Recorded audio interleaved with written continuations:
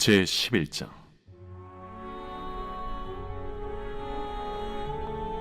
또 내게 지팡이 같은 갈대를 주며 말하기를, 일어나서 하나님의 성전과 제단과 그 안에서 경배하는 자들을 측량하되 성전 바깥 마당은 측량하지 말고 그냥 두라.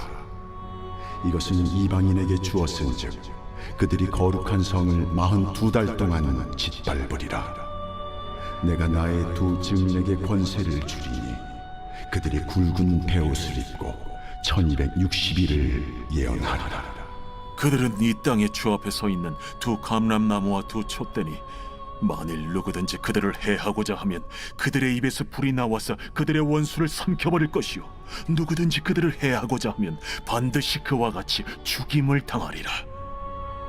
그들이 권능을 가지고 하늘을 닫아 그 예언을 하는 날 동안 비가 오지 못하게 하고, 또 권능을 가지고 물을 피로 변하게 하고, 아무 때든지 원하는 대로 여러 가지 재앙으로 땅을 치리로다.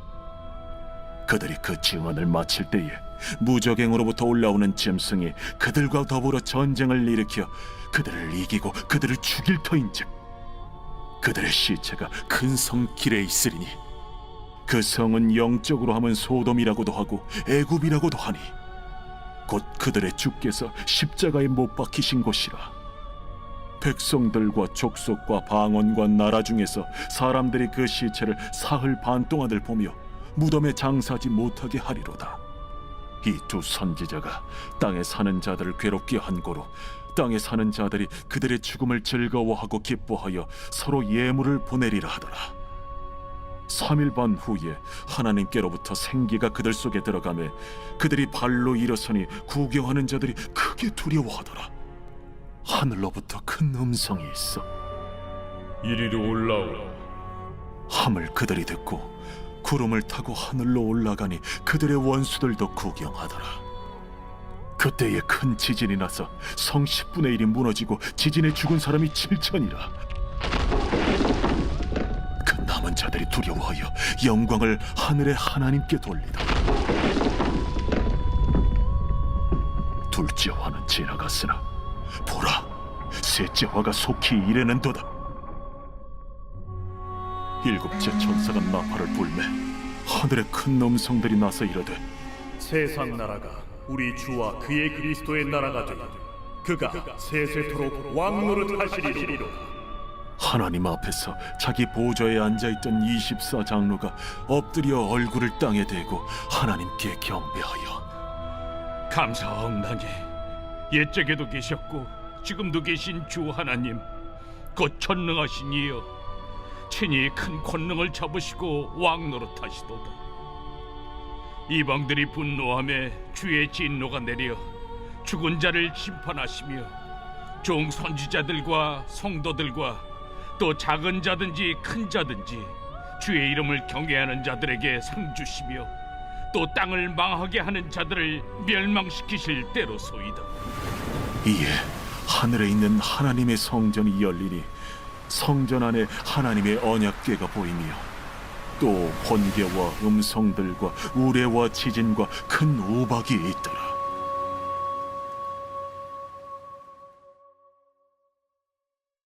네, 요한계시록 11장 말씀을 중심으로 교회의 실체를 아는가, 교회의 실체를 아는가라는 제목으로 함께 말씀을 묵상해 보겠습니다. 자, 요한계시록 반이 왔어요. 22장까지 있으니까 이제 반이 왔는데요. 지금 요한은 반모섬에 유배되어 있습니다. 아주 나이가 많이 든 요한이 이제 믿음을 지키려고 하다가 반모섬에 유배됐으니 사실 앞이 캄캄합니다. 그러니까 육신의 눈으로 보면 이건 말년에 아주 저주받은 인생이 된 겁니다. 절망이고 낙심밖에 없죠. 그때 하나님께서 요한계시록의 환상을 보여주십니다. 그 의미가 뭐냐면 네가 지금 처해 있는 상황이 실체가 아니라는 거예요. 우리가 돌아보는 것은, 그 돌아본다는 말이 look into, 집중해서 본다는 것을 의미합니다. 고린도후서 4장 15절 말씀인데요. 우리가 돌아보는 것은 눈에 보이는 것이 아니요, 우리가 집중해서 보는 것은 눈에 보이는 것이 아니요, 눈에 보이지 않는 것이니 눈에 보이는 것은 잠깐이요 눈에 보이지 않는 것은 영원함이로다. 그래서 우리가 바라보아야 할 실체는 영원한 영적인 세계예요. 왜 육신에 보이는 세계가 실체가 아니냐면 육신에 보이는 세계는 잠깐이에요.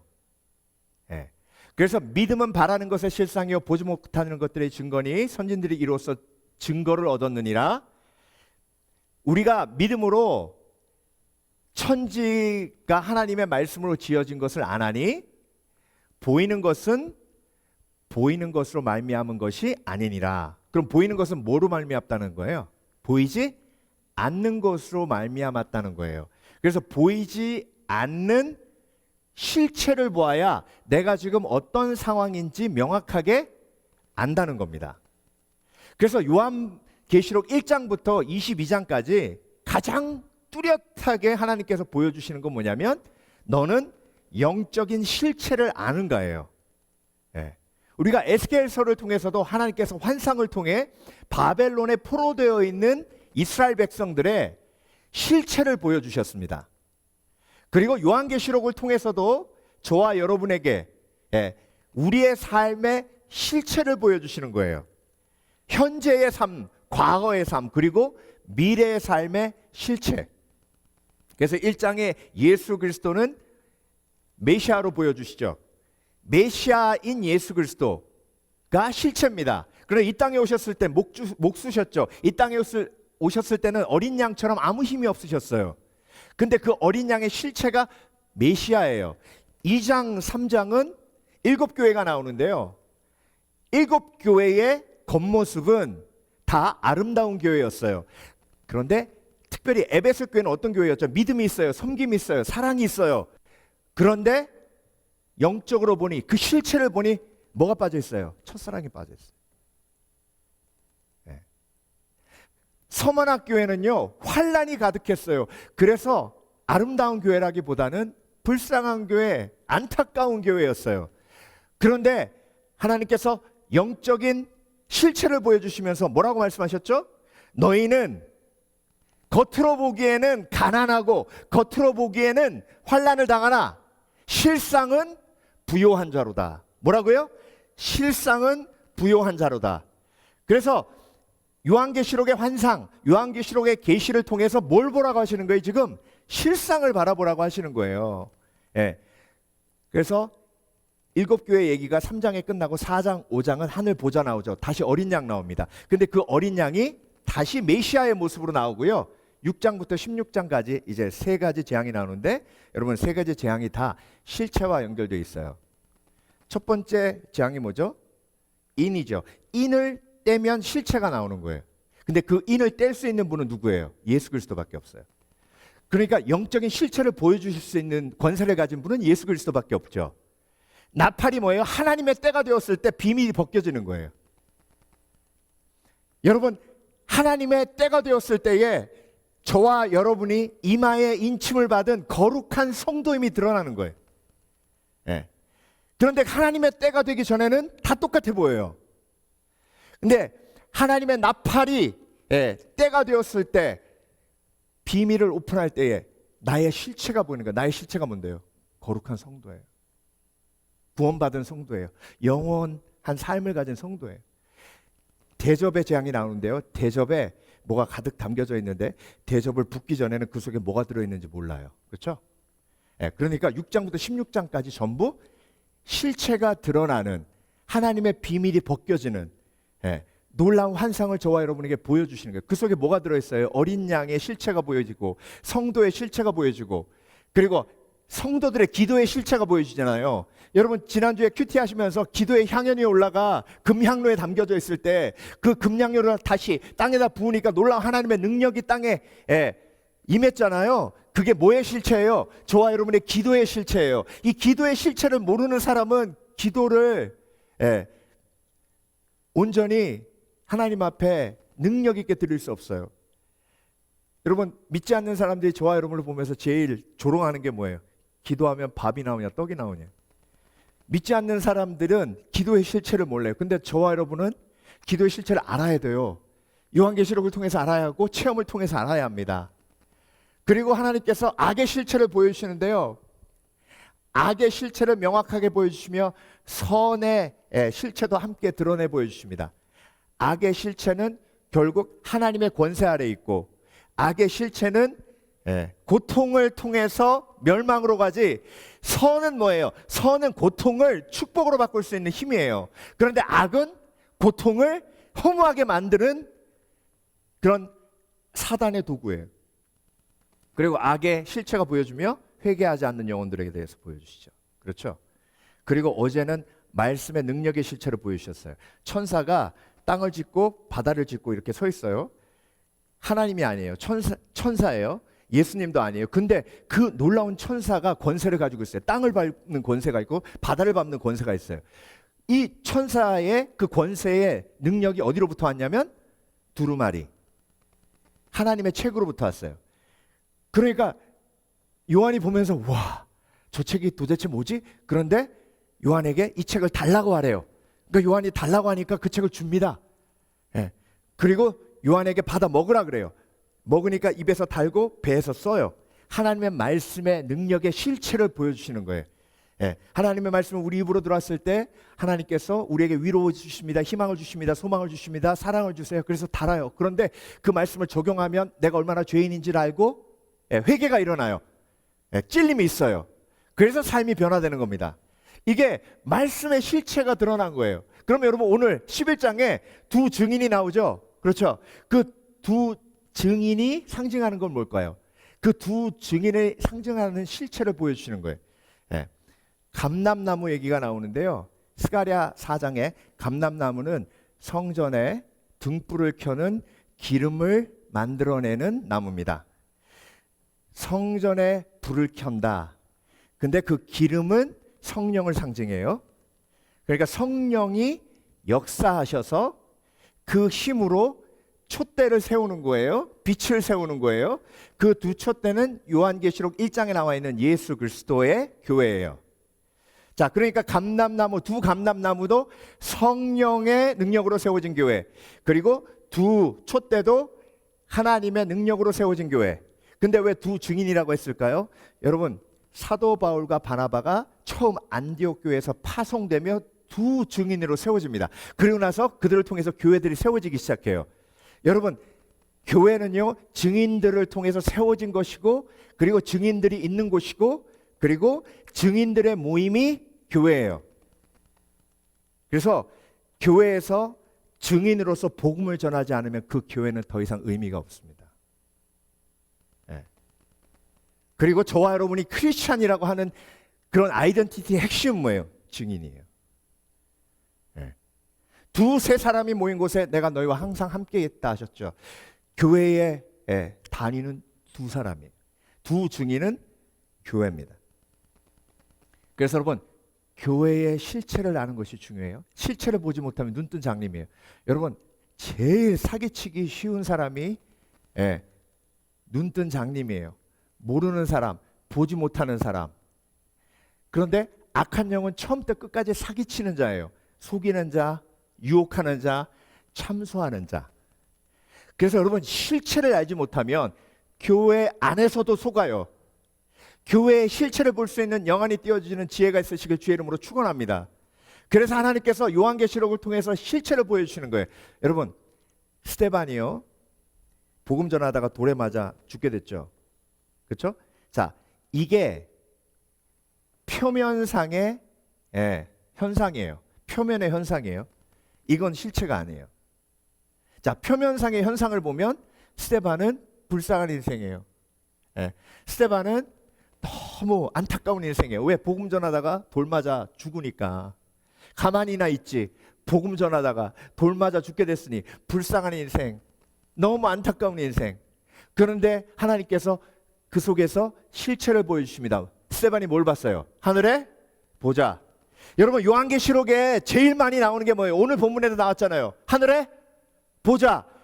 에스겔서에서 제일 많이 나오는 게 뭐예요? 하늘에 보자. 하늘에 보자는 그 실체는 저와 여러분의 무엇을 지금 증거하고 계세요? 하나님이 다스리신다. 그러니까 스데반이 그 하늘의 실체를 보니까 그때부터 얼굴이 어떻게 됐어요? 천사와 같이 변했더라. 예. 그래서 이렇게 실체를 아는 것이 너무나도 중요한데 그 실체가 요한계시록을 통해서 저와 여러분에게 계시되고 있는 줄 믿습니다. 그래서 여러분 실체를 모를 때는요 속아 넘어가요. 하와가 영적인 걸 모르니 뱀에게 속아 넘어가잖아요.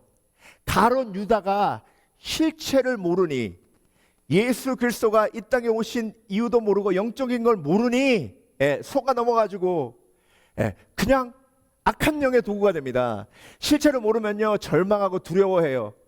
여러분 엘리사의 상황 기억하십니까? 도단성에 아람 군대가 그냥 포위했어요. 이걸 육신의 눈으로만 보니까 절망하는 거예요.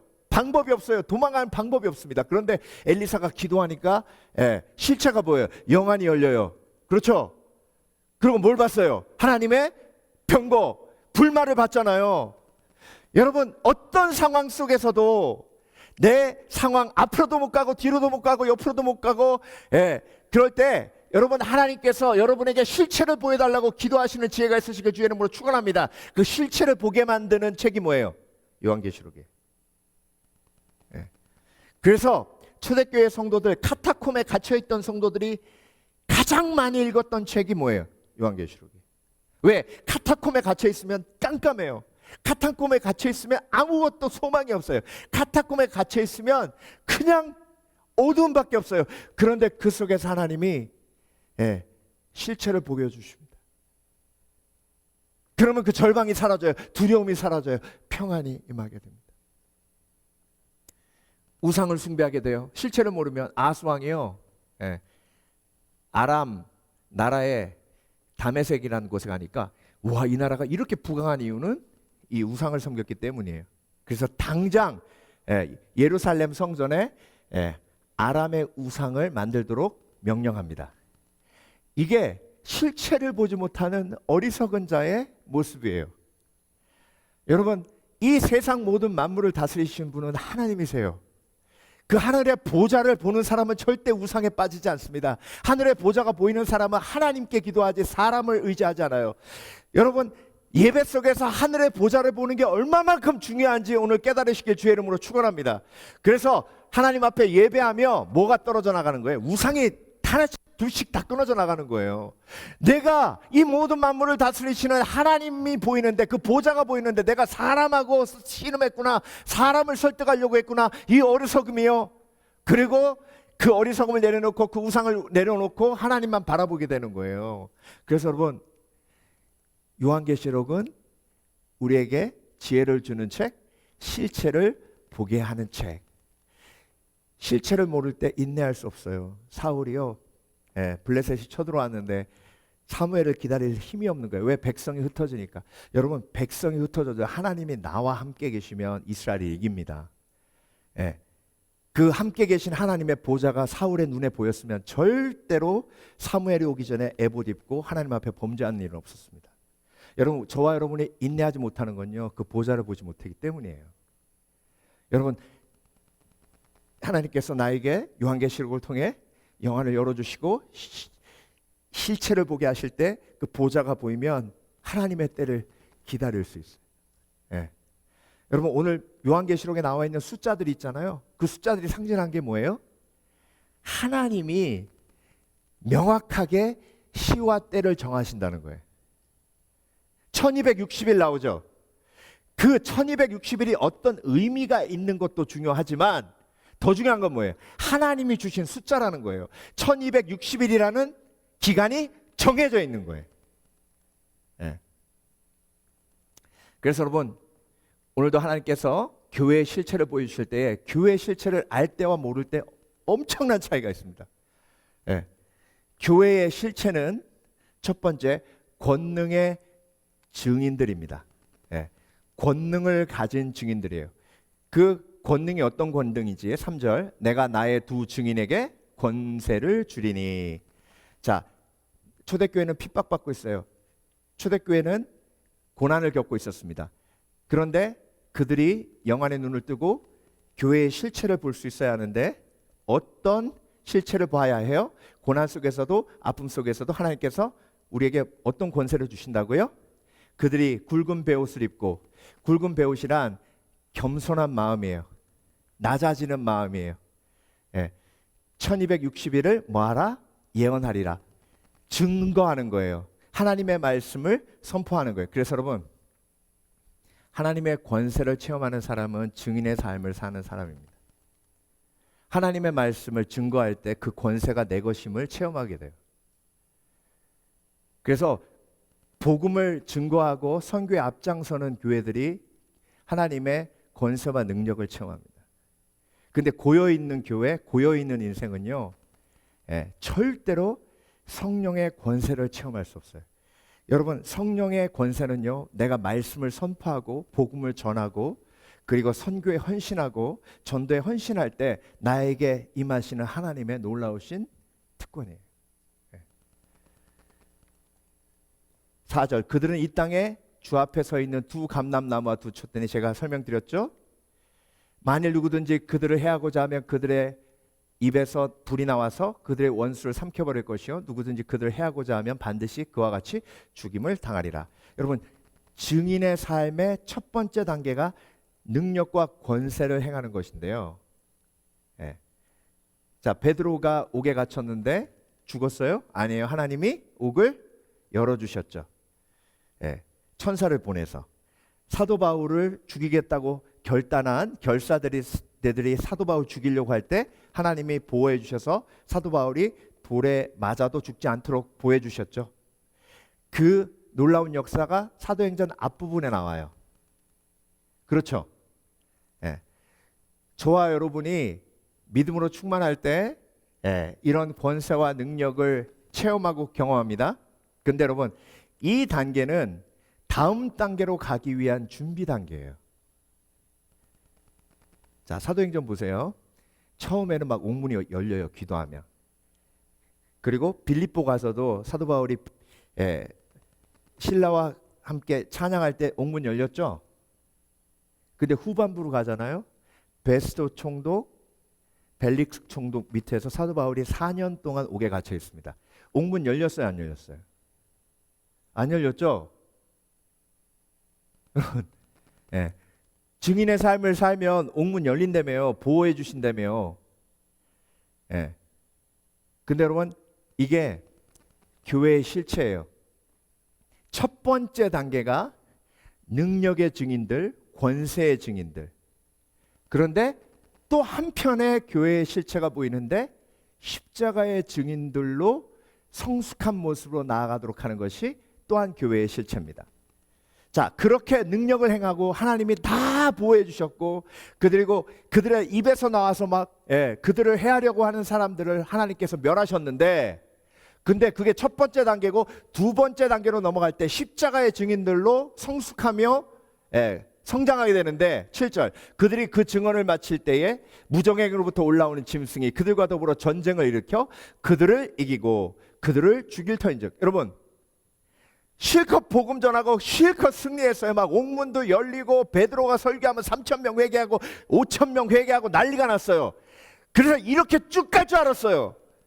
그런데 갑자기 옥에 갇히기 시작하고 핍박당하기 시작하고 막 예루살렘 교회는 핍박받아서 흩어지고 막 그래요. 신앙생활도 마찬가지예요. 처음 예수 믿으면 막 성령 충만해가지고 사업도 막 잘 되기 시작하고 관계가 좋아지니까 막 하나님 지혜를 주시니까 끊을 거 끊고 하니까 막 팍팍 잘 돼요. 근데 어느 순간부터 이유도 모르게 내가 무슨 잘못을 지었길래 막 꼬이고 엉키고 핍박당하고 상처받고 교회 안에서 막 시험 들고 막 난리 나요.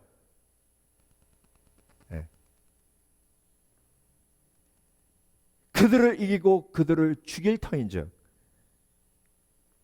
그들의 시체가 큰 성 길에 있으리니.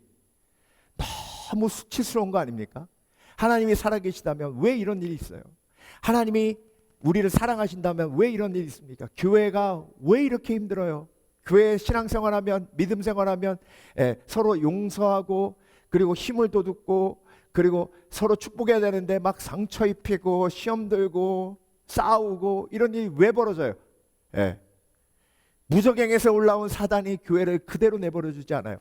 막 공격하고 공격하는데, 그런데 그 공격을 대항하는 예수 그리스도의 제자들이 똑같이 폭력으로, 똑같이 상처로, 똑같이 비방으로 싸우지 않는다는 거예요. 그러면 뭘로 싸웁니까? 그들의 십자가 큰 성길에 있으니 그 성은 영적으로 하면 소돔이라고도 하고 애굽이라도 하니 그들의 주께서 십자가에 못 박힌 곳이라. 그러니까 여러분, 교회의 실체는 성도들의 십자가의 증인이라는 실체예요. 그래서 성도들은 권세와 능력으로 악한 영의 능력을 결박하지만 결국 그 결박되어 있는 악한 영을 멸하는 능력은 어디로부터 와요? 십자가의 능력으로부터 와요.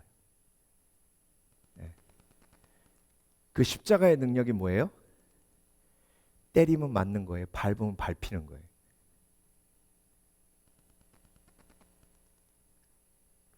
욕하면 욕먹는 거예요. 근데 악한 영은 그렇게 대적해야 이기는 거예요. 그게 십자가의 능력이에요. 십자가의 능력을 가장 잘 말씀으로 설명한 구절이 골로새서 2장 15절 말씀입니다. 권세와 정사를 결박하시고 멸하시고 드러내시고 십자가로 승리하셨다. 정사와 권세라는 얘기는 세상의 통치자들과 생상의 권세자들을 의미합니다. 그게 사단이거든요. 근데 그 사단을 어떻게 했다고요? 드러내시고, 드러낸다는 건 죄를 드러내 멸한다는 뜻입니다.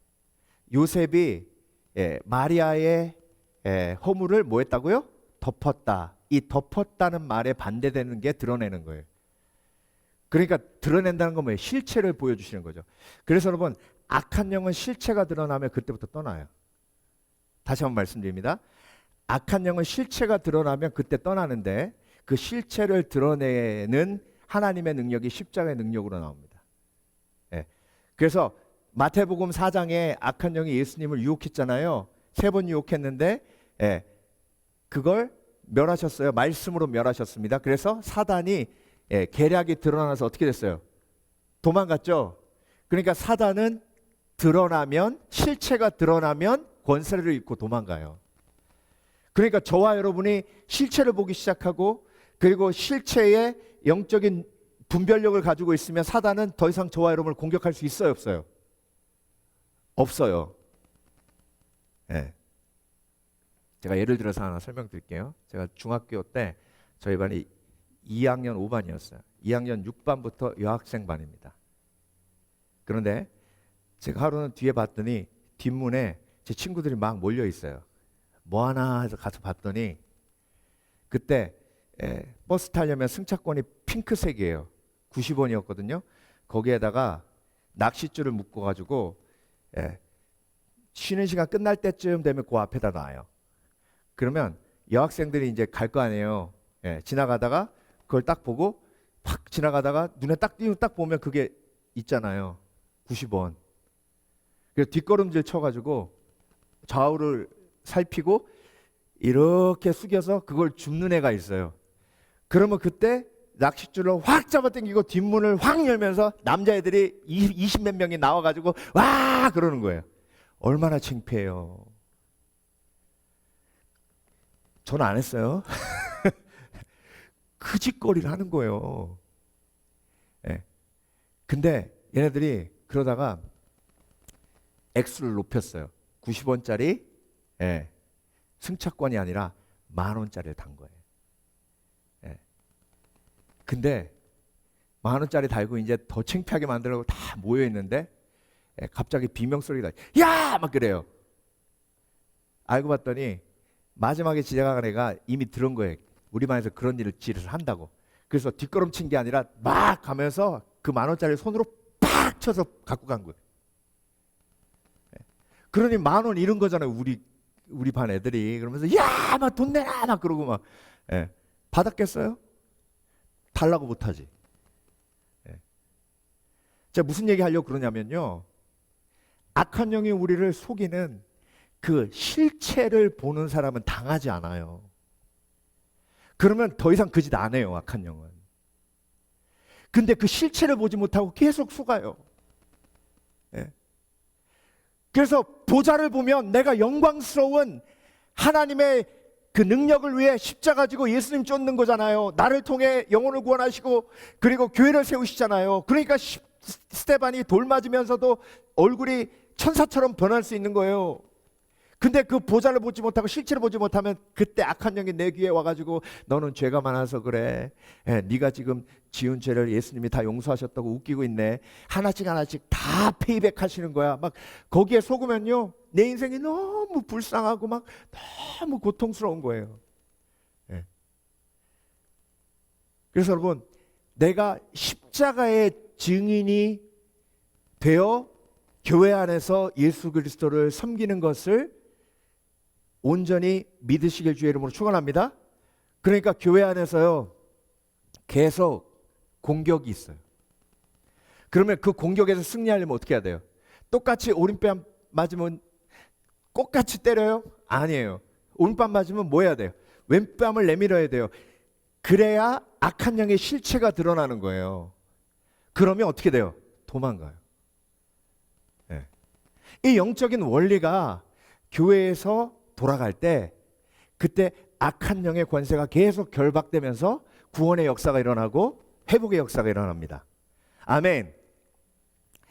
빛을 마셔라라는 책을 쓰신 김유정 목사님 간증인데요. 이분이 6.25 터지고 누나 손잡고 도망가다가 폭탄이 터진 거예요. 기절해가지고 깨봤더니 누나 손을 그대로 잡고 있더래요. 그래서 다행이다 그러고 딱 봤더니 누나 몸통은 없고 손만 있더래요. 그러니까 여러분, 그 트라우마에서 이 사람이 벗어나지를 못하는 거예요. 그래서 세상에 대한 분노, 사람에 대한 분노, 이게 몸에 가득해서 그 분노가 가득하니까 결국 깡패가 됐어요. 깡패 두목이 됐는데 나이트클럽에서 싸우다가 사람을 밀었는데 떨어지면서 칼을 품고 죽었어요. 살인자가 됐어요. 사형 선고 받고 무기수로 복역 중이었습니다. 그런데 그 분노에 찬 젊은이 앞에 힘없는 목사님이 한 분이 들어왔어요. 같은 방을 쓰게 됐어요. 정치범으로 들어온 거예요. 근데 이 목사님이 앉아가지고 처음부터 끝까지 성경만 보더래요. 근데 여러분, 사람에 대한 분노 있는 사람이 그 목사님을 보니까 너무 꼴보기 싫은 거예요. 그래서 성경 보지 말라고 했대요. 욕하면서. 그랬더니 웃으면서 나는 이 성경 안 보면 죽는다 그러더래. 그래서 그날 밤에 반 죽여놨대요. 그 다음날 또 성경 보더래. 그래서 성경을 다 찢어놨대. 그랬더니 그걸 한 장 한 장 또 다 모아가지고 그 다음날 또 보더래. 그래서 면회 간 사이에 화장실에 오줌 묻혀가지고 벽에다가 다 성경을 붙인 거예요. 다시 재생 못하게. 그러니까 그 목사님이 들어와서 할렐루야 그러더래. 하나님의 말씀 우리 벽에다 붙여놓으시니 우리 방의 모든 성도들이 하나님을 믿을지어다 그러더래. 그래서 또 화나가지고 그날 저녁에 또 죽으라고 폈대요. 그러고 이틀 있다가 이 김유정 사형수가 입이 돌아간 거예요. 이만큼. 여러분, 감옥에서 입이 돌아가니까요 밥도 못 먹고 그리고 말도 안 나오고 그렇게 주먹 잘 쓰던 자기가 너무 창피해가지고 정말 사형수인데 죽고 싶더래요. 근데 그날 밤에 너무 힘들어가지고 누워있는데 누가 와서 자기 옆에 와서 손을 얹더래요. 그러면서 내가 기도해도 될까요? 그러더래요. 보니까 그 목사님은 그렇게 두드려 팬 목사님. 아무 말 안 했대요. 그때부터 하나님 주께서 사랑하시는 우리 김유정 형제. 근데 눈물이 뚝뚝 떨어지는 거예요. 자기가 누워서 그 기도 받으면서 이 사람이 미쳤나? 제정신인가? 나 같으면 갈아 마셔도 시원찮을 판에 나를 위해 기도해? 이건 뭐지? 근데 기도 받고 있는데 자기도 모르게 자기 눈에서 눈물이 나더래. 그래가지고 이분이 감옥에서 예수님 만났어요. 성령으로 거듭나갖고.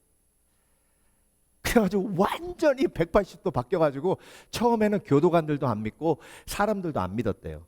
저거 쇼한다. 근데 그게 2년이 가고 3년이 가고 5년이 가고 모범수로 풀려났어요. 그래서 연희동에 선민교회라고 개척해가지고 놀라운 하나님의 역사가 일어나는 그 체험이 그 빛을 마시라 책에 나와 있어요. 여러분 이게 이 십자가의 권능과 권세예요.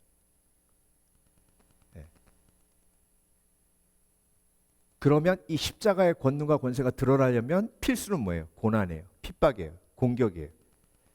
여러분 교회 안에서요 악한 영이 무정행에서 풀려난 악한 영이 그대로 있지 않습니다. 계속 밀가부르듯해요. 그래서 여러분 우리의 삶 속에는요 교회 안에서 특히 나를 공격하는 사람이 틀림없이 있어요. 좀 심하면 도시락 싸들고 다니면서 공격해요. 그러면 나는 어떻게 하면 돼요? 악한 영의 권세를 드러내면 돼요. 오른뺨 맞으면 왼뺨 내밀면 돼요. 그러면 악한 영은 도망가요. 근데 이 체험이 있어야 돼요. 여러분 저도 부끄럽지만 그렇게 못한 경우도 많아요. 그렇지만 그렇게 해본 경우도 있어요. 그러니까 두 개를 다 경험해 보니까 오른뺨 맞고 왼뺨 내는 게 훨씬 나아요. 왜? 하나님이 다 알아서 하시니까. 이 두 가지 체험을 믿음 생활 안에서 교회 생활 안에서 하셔야 돼요. 그래서 공동체가 중요한 거예요. 공동체 밖에서는요 이런 체험 못합니다. 그런데 공동체 안에서는요 교회 안에서는 십자가의 증인으로 살아가야 되기 때문에 틀림없이 공격이 있고 그래서 그 공격과 싸우며 성장해 나가는 거예요. 미국 오클라호마의 인디언 교회 앞에 이 그 큰 비석이 하나 있고 거기에 이제 비문이 적혀 있는데요. 제가 이 글을 읽고 얼마나 감동받았는지 몰라요. 우리는 6번 모든 것을 약탈당하고 이사해야 했다. 그때마다 우리 재산은 모두 약탈당했다. 우리는 미조리 강을 건너가서 집 짓고 살면 안전하리라 생각했다. 그러나 몇 해 안 가 백인들이 쫓아와 재산을 빼앗았다. 우리는 다시 옮겨 좋은 농장, 편리한 집과 외양간을 짓고 자녀를 위해 학교 짓고 예배당 짓고 복음을 들었다. 그런데 백인들이 다시 쫓아와서 말과 소를 다 몰아갔다. 그들을 쫓아가는 자는 다 죽임을 당하였다. 우리는 이것을 잊으려 했다. 그러나 백인들이 가져다 준 그리스도의 복음은 잊을 수 없다. 이것은 우리가 받은 고난보다 더 큰 것을 주었다. 우리는 모든 것을 용서한다. 이게 십자가 정신이에요. 이 십자가 정신이 살아있는 교회가 진짜 교회예요. 저도 이 십자가 정신에 대해서 얘기하면서 부끄러운 게 많죠. 왜냐하면 어떻게 인간이 오른뺨 맞고 왼뺨을 내민다는 게 그게 보통 어려운 일이 아니잖아요. 근데 그 십자가 정신이 교회의 핵심이라는 걸 알고 영적으로 분별하는 지혜가 있는 것과 없는 건 천지차예요. 아, 요거 봐라. 문 뒤에서 숨어가지고 10,000원짜리 내놨네. 그럼 내가 어떻게 해야 되지? 이 분별이 있어야 승리하는 거예요. 지금 악한 영이 요거 지금 나 공격하네. 그럼 나는 어떻게 해야지? 같이 막 드립다 싸우고 막 죽고 죽이고 이거 아니야. 이거 하나님 뜻 아니야. 난 십자가 정신, 난 십자가의 증인이지. 교회란 십자가의 증인이 사는 곳이지. 이 실체, 이 분별이 중요한 거예요. 그래서 여러분 이렇게 십자가의 증인으로 살아갈 때에 부활의 증인임을 또한 체험하게 됩니다. 3일 반 후에 하나님께로부터 생기가 그들 속에 들어가면 이게 교회의 실체예요. 자 보세요. 능력, 권세, 예. 그리고 그것이 끝나면 성숙으로 들어가 환난, 고난, 공격당해요. 근데 그 환난, 공격, 고난 당하면서 뭘 경험해요? 관계의 부활을 경험해요. 내 영혼이 살아나는 걸 경험해요. 오른뺨을 받고 같이 오른뺨 때렸을 때 같이 영혼이 죽었는데 오른뺨 받고 왼뺨 내미니 하나님이 내 영혼을 살리세요. 예. 그 부활의 체험을 경험하는 거예요. 3일 반 후에 하나님께로부터 생기가 그들 속에 들어가매 그들이 발로 일어서니 구경하는 자들이 크게 두려워하더라. 하늘로부터 큰 음성이 있어 이리로 올라오라 함을 그들이 듣고 구름을 타고 하늘로 올라가니 그들의 원수들도 구경하더라. 교회의 실체는요, 십자가 복음으로 내가 자원해서 손해보고 자원해서 희생하고 자원해서 핍박받는 거지만, 그렇지만 결국은 교회의 실체는 뭐예요? 부활이요, 영광이요. 그러니까 십자가 없이 천국만 바라보는 건 그거 정말로 어리석은 거예요. 십자가의 증인이 되지 않고 천국의 소망을 가진다?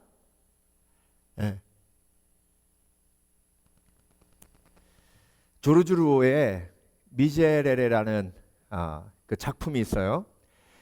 조르주 루오는 렘브란트 이후에 가장 영성이 깊은 그런 기독교 화가로 인정받는 분인데요.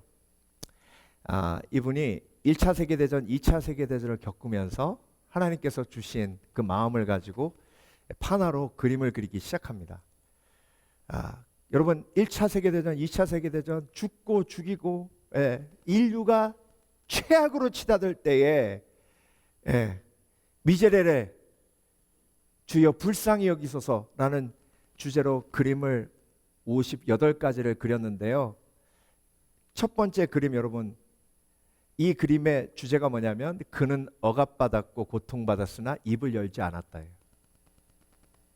이게 십자가 정신이에요. 1차 세계대전, 2차 세계대전 보면서 뭘 보는 거예요? 이 나라가 이렇게 공격하니 이 나라가 이렇게 공격하고, 이 나라가 로켓 하나 쏘니 우리는 10개 쏴. 10개 쏘면 가만히 있나요? 100개 쏘는 거죠. 그러면서 막 온 세계가 미움과 다툼과 재앙으로 막 서로 죽고 죽일 때 절망하는 상태에서 다시 하나님께서 주신 영적인 소망을 보는 거죠. 그러면서 십자가 정신을 마음속에 다시 한번 새기는 거예요. 그는 억압받았고 고통받았으나 입을 열지 않았다.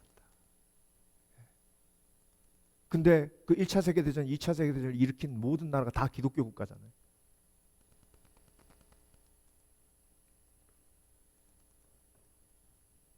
이 그림은 분장하지 않은 자 누구인가, 광대의 그림인데요. 다 착한 사람처럼 분장하고 산다는 거예요. 그런데 다 광대같이 어리석고 죄인이라는 거죠. 그걸 인정해야 평화가 오는데 다 가면을 쓰고 자기가 잘난 사람인 양, 선한 사람인 양 그렇게 행동한다는 거예요. 이게 의인은 향나무 같아서 그들에게 상처나는 도끼에게 향을 묻혀준다라는 그림입니다. 여러분, 예수님이 뒤에 계시고, 그리고 가족이 죽었죠. 천사가 있고 죽은 가족의 다리를 어루만집니다.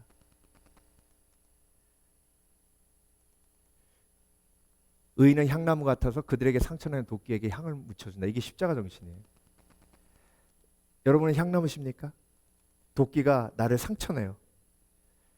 그럼 그 도끼를 아주 가루로 만들어 버려야 되는데, 나를 상처낸 도끼에게 향나무는 향을 묻혀준대요.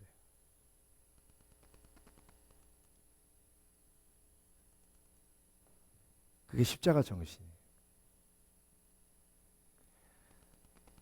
저와 여러분이 주님 품 안에 안기는 그날까지 이 십자가 정신을 교회의 실체로 여기고 교회 안에서 이 십자가 정신을 실천하는 것, 그것이 영적 전쟁의 핵심입니다.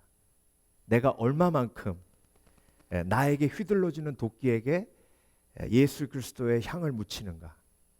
그것이 진정한 예수 그리스도의 십자가 정신이고, 그 십자가 정신이 살아있는 교회가 바로 예수 그리스도의 제자된 교회고, 두 증인의 교회. 그 핵심적인 복음의 능력이 저와 여러분에게 살아있어야 될 줄 믿습니다.